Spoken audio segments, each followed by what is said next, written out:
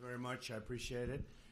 We're getting ready to make a big trip. We're just leaving, but we wanted to have a little bit of a conference just to announce what's happened, how we've done, and I think it's been very, very successful.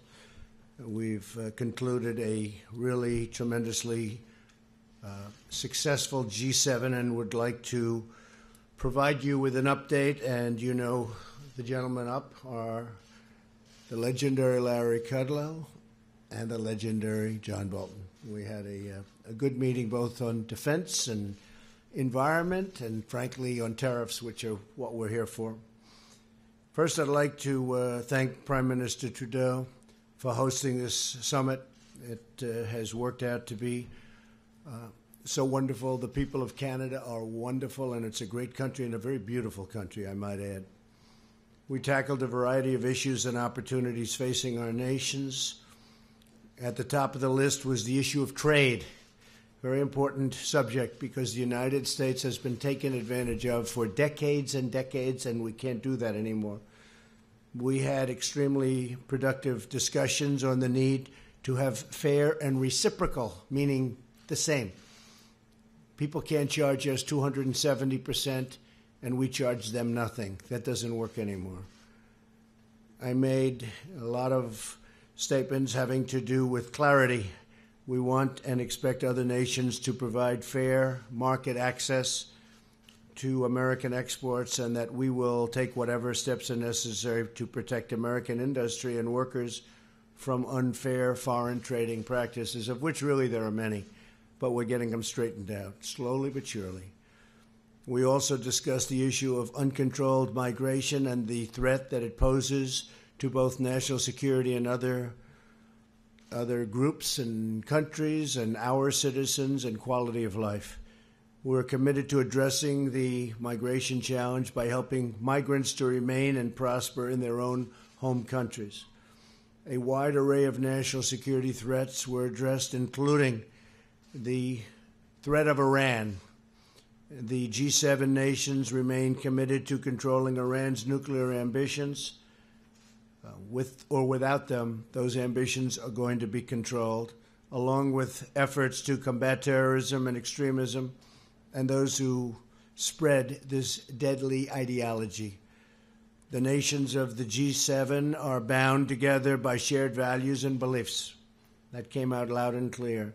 Each of our nations is totally unique with our own people and our own sovereign obligations, but we can coordinate together and achieve a common good, a good for all of our people, all of our nations. We're linked in the great effort to create a more just, peaceful, and prosperous world. And from the standpoint of trade and jobs and being fair to companies, we are really, I think, committed. I think they are starting to be committed to a much more fair trade situation for the United States because it has been treated very, very unfairly. And I don't blame other leaders for that. I blame our past leaders. There was no reason that this should have happened. Last year, they lost 800, we as a nation, over the years, but the latest number is $817 billion on trade. That's ridiculous, and it's unacceptable, and everybody was told that. So I don't blame them. I blame our leaders. In fact, I congratulate the leaders of other countries for so crazily being able to make these trade deals that were so good for their country and so bad for the United States. But those days are over. In just a few minutes, I'll be leaving for Singapore. I'll be on a mission of peace, and we will carry in, really, in my heart, we're going to be carrying the hearts of millions of people from all over the world. We have to get denuclearization. We have to get something going. We really think that North Korea will be a tremendous place in a very short period of time. And we appreciate everything that's going on, and we appreciate the working together with North Korea. They're really working very well with us. So I say, so far, so good. We're going to have to see what happens, and we're going to know very soon. So I'll be leaving as soon as we're finished with this conference. I'll be leaving.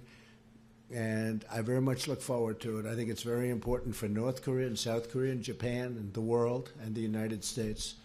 It's a great thing. And we'll see what happens.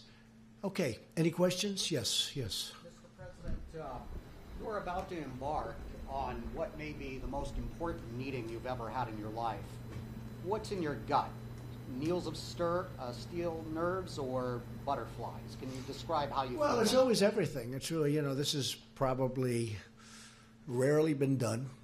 It's unknown territory in the truest sense. But I really feel confident. I feel that Kim Jong-un wants to do something great for his people, and he has that opportunity.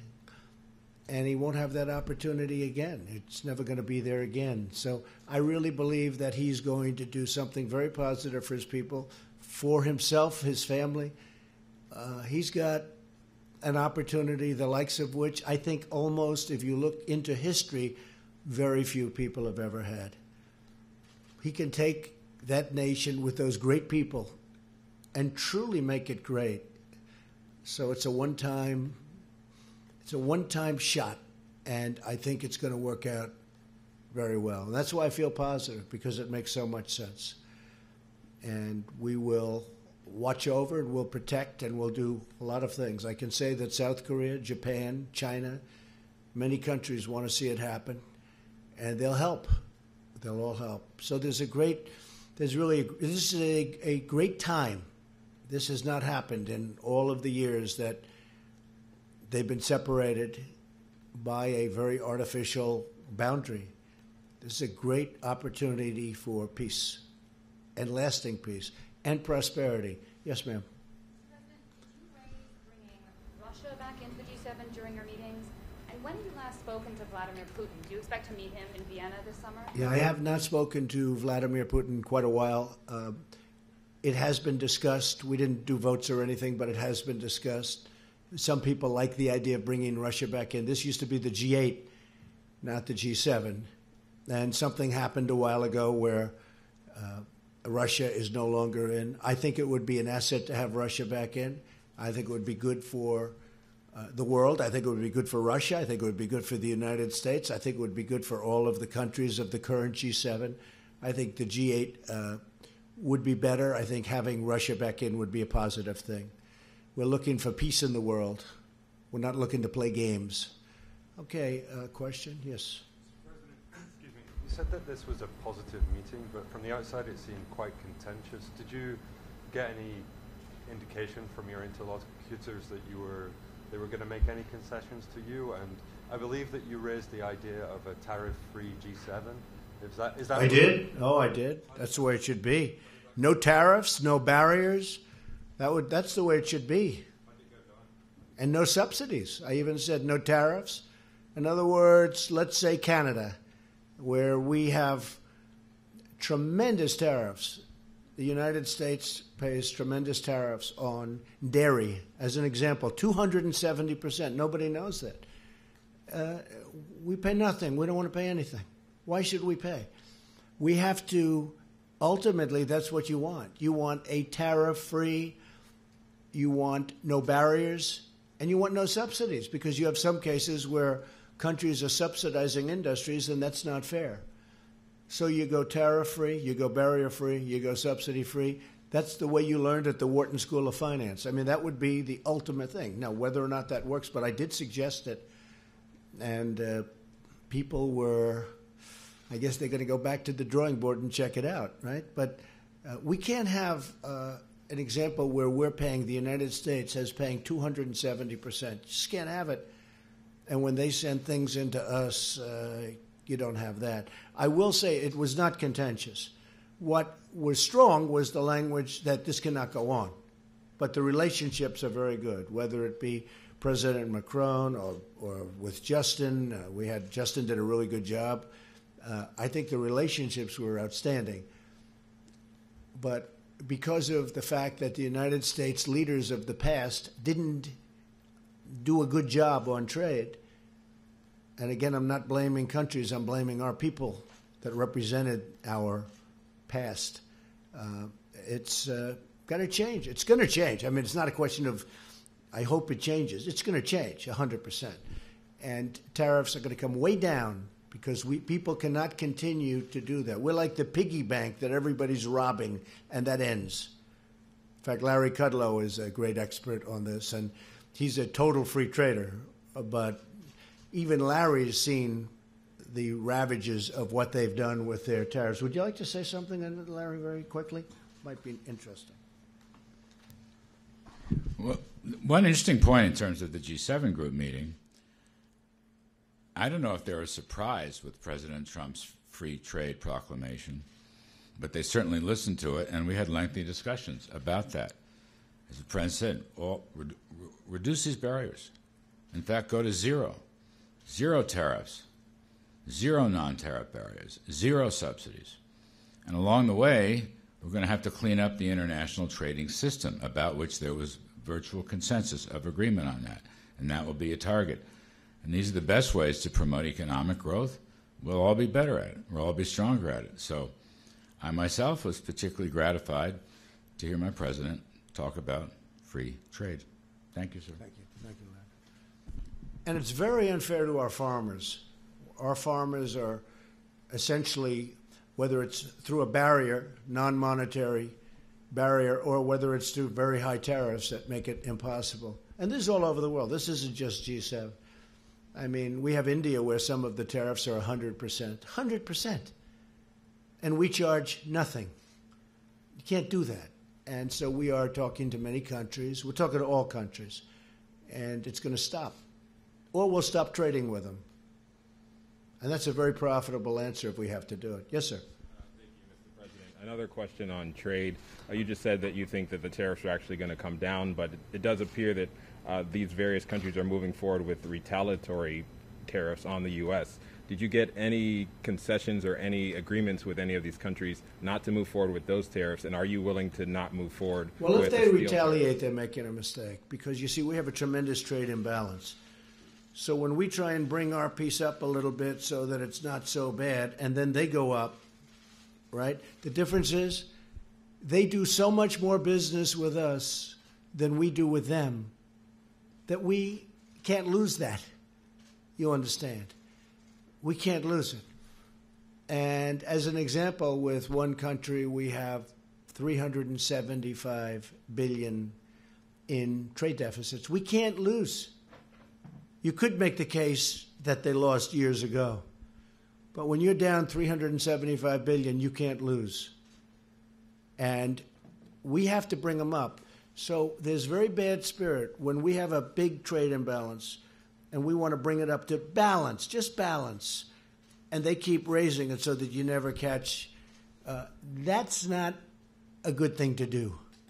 And we have very, very strong measures that take care of that because we do so much. The numbers are so astronomically against them in terms of anything as per your question. We win that war 1,000 times out of 1,000. Yes, sir. So two things can happen on NAFTA. We'll either leave it the way it is as a threesome deal with Canada, with the United States and Mexico, and change it very substantially. We're talking about very big changes. Or we're going to make a deal directly with Canada, directly with Mexico. Both of those things could happen. If a deal isn't made, that would be a very bad thing for Canada, and it would be a very bad thing for Mexico. For the United States, frankly, it would be a good thing. But I'm not looking to do that. I'm not looking to play that game. So we're either going to have NAFTA in a better negotiated form, or we're going to have two deals. Does it have to have a sunset clause in it? It'll have a sunset. You have the two sunsets. I mean, you have a ISDS provision and a sunset provision. They've been very heavily negotiated. You have two sunsets, two concepts of sunset. We're pretty close on the sunset division. Okay? Is that 5 years? Well, we have one that's 5 years. You know it very well. You've studied this very well. Congratulations. That's right. You have one group that likes to have 5 years and then a renegotiation at the end of 5 years. Then you have another group that wants longer because of the investments. So, but we're pretty close. Yes, sir.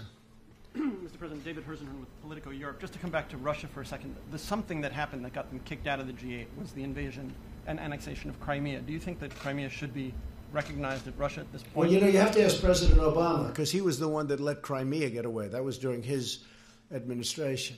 And he was the one that let Russia go and spend a lot of money on Crimea because they've spent a lot of money on rebuilding it. I guess they have their submarine port there, etc. But Crimea was let go during the Obama administration. And, Obama can say all he wants, but he allowed Russia to take Crimea. I may have had a much different attitude. But so you'd really have to ask that question to President Obama. Why did he do that? Why did he do that? But with that being said, it's been done a long time. You would allow Russia back into the G8 with Crimea still? I would rather see Russia in the G8 as opposed to the G7. I would say that the G8 is a more meaningful group than the G7. Absolutely. Yes. Yes, ma'am.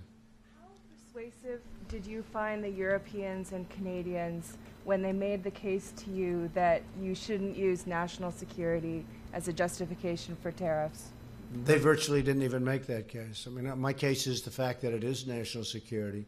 It's our balance sheet. It's our strength. It's absolutely national security. And, if you look at just take a look at our balance sheet. We're going to have a very strong balance sheet very soon because of what I'm doing. We have the strongest economy that we've ever had in the United States. In the history of the United States, we have the best unemployment numbers. Black unemployment, the lowest in history. Hispanic unemployment, the lowest in history. I don't mean the lowest in the last 10 years or 20 years. The lowest in the history of this country. Black unemployment is doing the best it's ever done. Hispanic doing the best. Women are now up to 21 years. Soon it's going to be the best ever in its history, in the country's history. We have to have deals that are fair. And we have to have deals that are economic. Otherwise, that does, in fact, affect our military. Okay? How do you make that case for autos specifically? Oh, it's very easy. It's economic. It's the balance sheet. To have a great military, you need a great balance sheet. Okay? Yes, sir. Go ahead. As you were heading into these G7 talks, there was a sense that the America's closest allies were frustrated with you and angry with you, and that you were angry with them, and that you were leaving here early to go meet for more friendlier talks with Kim Jong-un in Singapore. And I'm wondering if you view it the same way, and do you view the U.S. alliance system shifting under your presidency away from... Who are you with, out of curiosity? CNN. I figured. Fake news, CNN. The worst. But, I could tell by the question. I have no idea you were CNN after the question. I was just curious as to who you're with. You were CNN. I would say that the level of relationship is a 10. We have a great relationship. Angela and Emmanuel and Justin, I would say the relationship is a 10. And I don't blame them. I blame, as I said, our past leaders for allowing this to happen. There was no reason this should happen. There's no reason that we should have big trade deficits with virtually every country in the world. I'm going long beyond the G7. There's no reason for this. It's the fault of the people that preceded me. And I'm not just saying President Obama. I'm going back a long way. You can go back 50 years, frankly. It just got worse and worse and worse. We used to be a nation that was unbelievably cash flow oriented, had no debt of any consequence, and they'd build the highway system. We built the interstate system virtually out of cash flow. And it was a lot different. No, we have a very good relationship, and I don't blame these people, but I will blame them if they don't act smart and do what they have to do, because they have no choice. I'll be honest with you, they have no choice. They're either going to make the trades fair, because our farmers have been hurt. You look at our farmers, for 15 years, the graph is going just like this, down. Our farmers have been hurt. Our workers have been hurt. Our companies have moved out and moved to Mexico and other countries, including Canada. Now, we are going to fix that situation. And if it's not fixed, we're not going to deal with these countries. But the relationship that I've had is great. So you can tell that to your fake friends at CNN. The relationship that I've had with the people, the leaders of these countries, has been I would really rate it on a scale of 0 to 10. I would rate it a 10. That doesn't mean I agree with what they're doing, and they know very well that I don't. So we're negotiating very hard tariffs and barriers. As an example, the European Union is brutal to the United States. They don't take, and they understand that. They know it. When I'm telling them, they're smiling at me. You know, it's like the gig is up. It's like the gig is up. They're not trying to, there's nothing they can say. They can't believe they got away with it. Canada can't believe it got away with it. Mexico. We have a $100 billion trade deficit with Mexico, and that doesn't include all the drugs that are pouring in because we have no wall. But we are. We started building the wall, as you know, $1.6 billion, and we're going to keep that going. But a lot of these countries actually smile at me when I'm talking, and the smile is, we couldn't believe we got away with it. That's the smile. So it's going to change. It's going to change. They have no choice. If it's not going to change, we're not going to trade with them. Okay, how about a couple of more? One more. Go ahead in the back. Thanks, Mr. President. Eliana Johnson with Politico. Yes, hi. Going into these talks with Kim Jong-un, do you have a clear objective of what you want to get out of them? I have a clear objective, but I have to say, Eliana, that it's going to be something that will always be spur of the moment. You don't know. You know, this has not been done before at this level. This is a leader who really is an unknown personality. People don't know much about him. I think that he's going to surprise on the upside, very much on the upside. We'll see. But never been done, never been tested. Many people, the world leaders, I'm talking about world leaders that have been right next to him, have never met him.